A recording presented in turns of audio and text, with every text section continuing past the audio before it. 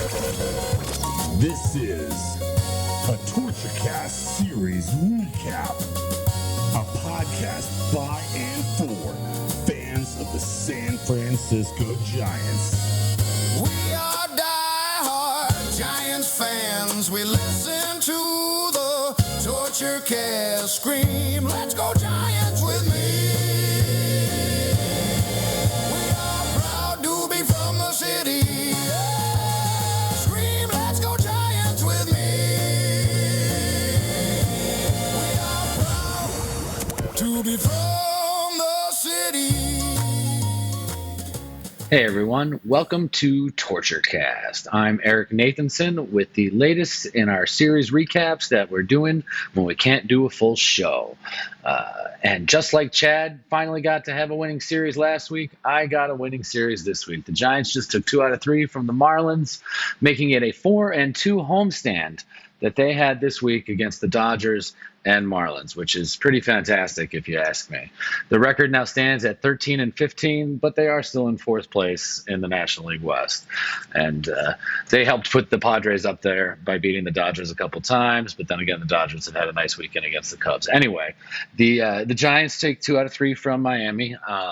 So let's go through it. Let's go through the weekend. There was a couple fun games, some good things to talk about, and some red-hot hitters.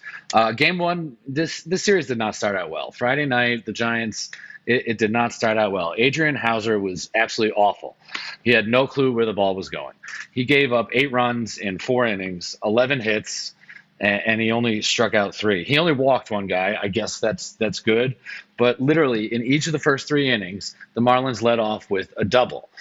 So they immediately had a runner in scoring position to start the inning. So it was a recipe for disaster when it comes to it. In the first inning, he gave up 3. He gave up 1 in the second, 1 in the third, and then another 3 in the fourth. And the Giants were behind the 8 ball. They were down 8-0. I'll be honest, listener, this is the moment. Kind of when it was 5-0, I jumped in the shower and I said, well, if this gets out of hand, I'm going to go out tonight because I had a rare Friday night off. And I went and took a shower, came out, and it was 8-0, and I said that clinches it. And I left. I could not stand around to watch the end of the game, but I did catch some of the highlights and look over it. The positives for the Giants in the 9-4 loss on Friday were that Jung-Hoo Lee went 3 for 4 with a homer. The man is red hot, as you will continue to hear throughout this entire recap. JT Brubaker stepped up good and had 3 innings pitched and only allowed a run. And the Giants offense, I mean, they weren't silent. They did put across 11 hits, but obviously getting behind by 8 runs after the first 3.5 innings is a little tough to overcome. And the Giants were unable to do so, losing game 1 of the series against Miami. So let's wash away bad losses and turn the page to Saturday, Brandon Belt Day at the park. Now, I watched the ceremony. MLB has a nice 20-something minute showing of the ceremony. I didn't get a chance to catch it live, and it was nice. It was fun. Belt was funny. Posey spoke. George Contos spoke, and Bruce Bochy spoke. And Brandon Belt, with his laugh, his sarcastic humor, he definitely had us all laughing. And it was a nice day and good vibes at the ball yard. Belt famously was known as captain in 2021. Because on a plane ride to Chicago, apparently he stood and told the rest of the team, nobody leaves before the captain leaves, and he was talking about himself. And so the next day when he showed up to the ballpark, Evan Longoria had taped in electrical tape a C on his uniform. And, Belt thought it was funny. They were making fun of him. He didn't mind. And apparently I heard in both his radio and television interview during the game, apparently Gabe Kapler told him if he gets fined for having that C on his jersey, Kapler would pay for it. So it gave him the go-ahead to go out there and be the captain. And to tie it all together, after the ceremony, Belt was towed, a pickup truck towed a boat, and Belt threw baseballs, I assume signed baseballs, to the stands, to the fans. And like I said, it was a nice ceremony. They honored Belt, but I'm going to throw my 2 cents in here and question, why did they even have the ceremony? He's going on the Wall of Fame in August, along with Crawford, Panic, and Pablo. And I don't think any of them have their own day, so I'm a little confused as to why Belt got his own day. I mean, it wasn't like his number was retired. It wasn't like he was on a retirement tour. He's been out of the game for a couple of years now. So I just have to wonder if the timing is, oh, we've got a Saturday April game against Miami. How do we fill the stands? And I mean, I guess it worked, and the good vibes carried on. Despite my apparent negativity here, but no, the good vibes have carried on into Game 2 Saturday. The Giants fell behind early, 1-0, but Robbie Ray, he definitely bore down and was able to fight through his 5 innings. He wasn't the sharpest, but he was able to get 4 strikeouts. He ended up walking 3 and giving up 4 hits. My bad, 4 hits. And the Giants really came through when they got to the bullpen and even knocked the Marlins starter Yuri Perez out of the game in the 6th. It was a barrage of homers. We complain that the Giants don't hit home runs, and there were 3 homers in the game. Gilbert, Schmitt, and Ramos all hit a homer. Gilbert's was to put the Giants on the board in the bottom of the 5th.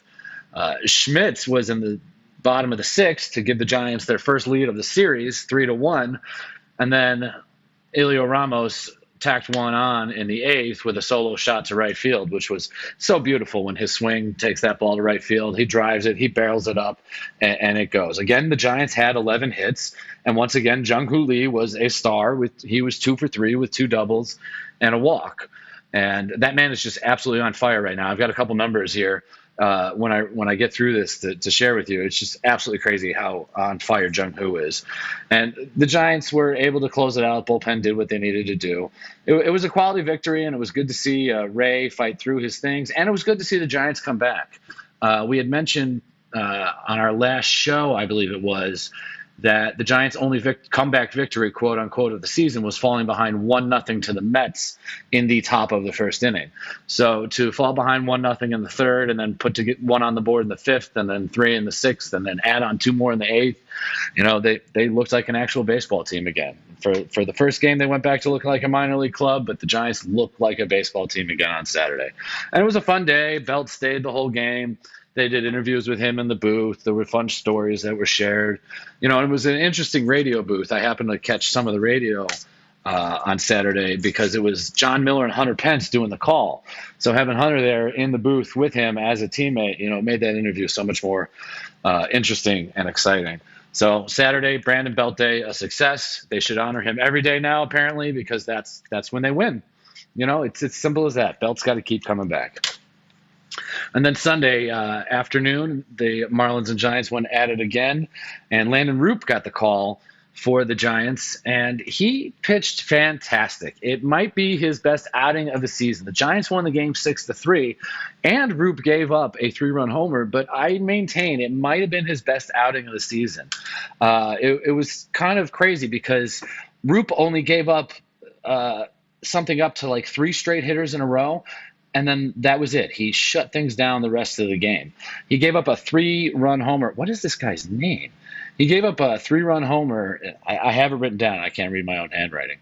But in the top of the 3rd, top of the 2nd, my bad, he walked the leadoff hitter, Xavier Edwards, and then Liam Hicks followed that with a single. And then Roop was able to get 2 outs. He got a line out to center and a strikeout.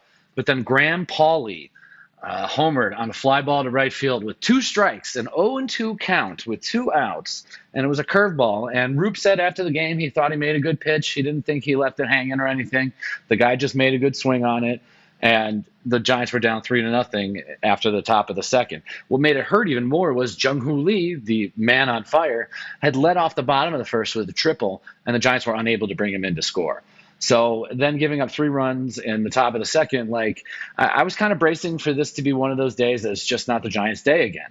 And they proved me wrong. They absolutely proved me wrong. Landon Roop was phenomenal. He retired the next 18 men in the Marlins order. The next guy to reach base was a walk in the bottom of the 8th and the top of the 8th with 2 outs. So for the final out of the 3rd to the 2nd out of the 8th, Roop retired every single hitter, and it was that walk in the bottom of the 8th that finally got him lifted from the game. So he had 7 2/3 innings pitched and those 3 hits, those 3 runs, and only gave up 2 hits. So it was an impressive day. Roop looks like the dude. He, was asked about the game if he was angry after the home run, and he said, "Yeah, absolutely, I was." But as the game progressed, and he said it wasn't out of rhythm. He didn't have to get back on track after the home run. He said he felt he was on pretty good track at that moment. So he rolled with it, and it's the longest outing of Landon Roop's career. In the last 18 and 2/3 innings, he's only allowed 4 hits. It really was something to see. And he had the ground ball pitch working today. For example, Rafi Devers himself fielded 7 ground balls. And his ground ball to fly ball ratio, I mean, the ball was like never in the air. Roop had got 13 ground outs and 1 fly out in the entire game. So you can see that it wasn't even his strikeout pitch was working. He struck out 6, but the fact that he just steamrolled the Marlins all day long, he really did. And the Giants offense showed up because Roop gave them that chance. And they were able to scratch and claw and then tie the game and then eventually take the lead. Jung-Hoo Lee was in the middle of it. Lee went 4 for 5 in this game. That's his 3rd 4-hit game of his career, which, I don't personally remember any of his 4-hit games, but it was pretty cool that he was able to do that. He was driven in for the first run in the bottom of the 3rd on a throwing error, which is like, all right, cool. And then Devers showed up. He drove in Casey Schmitt with a double in the bottom of the 6th, and then Gilbert drove him in with a single to left field. And so they tied it up in the 6th. And, so Roop went out in the bottom of the 7th thinking, I got to hold these guys. I want to get my victory. And lo and behold, he was able to. Jung-Hoo Lee got a hit. Matt Chapman walked. So the Giants had 1st and 2nd with nobody out in the bottom of the 7th and Drew Gilbert at the plate. And not Drew Gilbert at the plate, Luis Arraez at the plate. And just like they did last week against the Dodgers with, I believe it was Drew Gilbert, in that late inning situation with runners on 1st and 2nd and nobody out, the Giants bunted. And if you remember in that game against LA, I believe it was game 2, Patrick Bailey followed that bunt up with a 3-run homer. Well, Casey Schmitt did not want to be topped because after Arraez laid down the successful sacrifice, which was also a pretty bunt, and he almost beat it out. But after that, moved the runners to 2nd and 3rd, Casey Schmitt, boom, 3-run homer. Schmitt had 2 homers in the series, and his swing looks fantastic. He is locked in right now. I mean, he's not as locked in as Jung-Hoo Lee. Jung-Hoo Lee went 9 for 12 in the series with a homer and a triple. I mean, Gilbert and Schmitt both had good series because they each had 4 hits. But my goodness, 9 for 12. That's a .750 batting average. He hit over 500 for the week. If Jung-Hoo Lee doesn't get Player of the Week, there's something wrong with it. I can't imagine anybody had a better week than he did. And some of the stats. Okay, the last week, 571 for Jung-Hoo Lee. That's 12 hits and 21 at-bats. 2 doubles, a triple, and a homer. He scored 5 times. I mean, Arraez has had a good week. He hit 348 over the last week, Ramos 300, and Schmitt had 2 home runs and 6 driven in over the past week. So that's how you get a winning homestand. You put together these kind of numbers. Some guys, I mean, I know Devers contributed today to help tie the game, but he's struggling. He was 182 with 8 strikeouts this past week. Chapman also striking out, also not helping. He was 3 for 17, a 176 average, but he struck out 6 times, but he also walked 6 times. So Chapman still finds a way to get on base. And for the Sunday game, Jung-Hoo Lee batted leadoff because Willy Adames finally got a day off, which is understandable because Adames in the previous 5 games had gone 1 for 22 with 10 strikeouts. And I brought it up in our last show, and I'm bringing it up here. I want the Giants to make a move at the top of the lineup. Adames is not a leadoff man. He is too streaky to be a leadoff man. He comes and he goes. Somebody in one of my group chats compared him to Brandon Belt. He'll get hot for a while and carry a team, and then he can go ice cold for a while. And it seems to be very, very true. So I'm hoping Jung-Hoo Lee changes Tony V's mind and it makes a change at the top. But after the game, Tony Vitello was non-committal. He sidestepped the question about whether or not he was going to make a change at the top of the order. He said Lee's going to get his reps, Adames is going to get his reps, which leads me to believe that they're probably going to try some sort of lefty-righty platoon. I'd love to see Adames get down and be in the lower part of the order, 5th maybe, something like that, because he is a guy who will drive in runs. And so you'd like to get him up with runners on base instead of trying to make something happen at the top. The Giants are traveling to Philadelphia for a 3-game series starting on Tuesday, and the Phillies are throwing lefties to start each game. So it'll be very telling to see what Tony V does in that first game against Philly, whether or not Lee gets back atop the lineup. I mean, how do you remove him? Don't you want this guy to get more at bats? 9 for 12 in the series, batting .571 for the week. I mean, you want this guy to see the ball as often as possible. So if I'm Tony V, just put Jung Hoo Lee at the top and run with it. Please run with it. All right, that's kind of going to do it for the wrap up of the series victory over the Marlins. Chad had joked a couple weeks ago that when these are series losses, we'll call them series kneecaps. And thankfully, since that joke was made, we haven't had to do that. The Giants have won 3 straight series, obviously for the first time this season, and they're heading to Philly, and Philly is a struggling team. They are not playing up to their potential right now.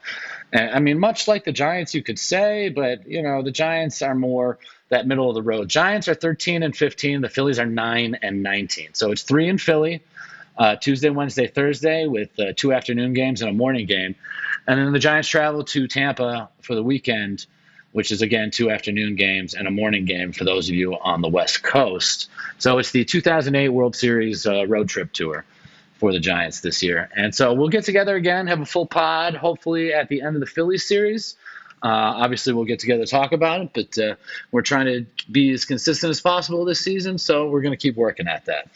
So we look forward to talking to you then. For Chad, you can follow Chad on Twitter at ChadK21. You can follow me, Eric, at 2OutHits. That's with the number 2. You can email us at torturecast@gmail.com if you want anything. And please, share our Facebook posts, share the tweets that our episodes go out on. We appreciate the engagement and the fact that you fans are hanging in with us this season. And the Giants, they're getting a little bit better. They're only a couple games under 500 now, 13-15. So with a sweep over Philly, they'll be back over 500. But if they could take 2 out of 3 in each of these series this week, then they will be at 500. So the Giants do have a shot to climb back to 500 during this road trip. So once again, for Chad, for Willie, I'm Eric saying so long. Thanks for listening. We'll see you later this week. Abu. Embarcadero, a tall can and a glove. On our way to the very best place to cheer on the team we love. The San Francisco Giants play today. So pack a bag, everybody say hey. A splash hit into the bay. Hey, win or lose, gonna see our boys play. This could be our year, the year we finally win it all. Chant beat LA in full Giants gear. When we win, we sing Tony Bennett's song. The San Francisco Giants play today. So pack a bag, everybody say hey. A splash hit into the bay. Win or lose, gonna see our boys play.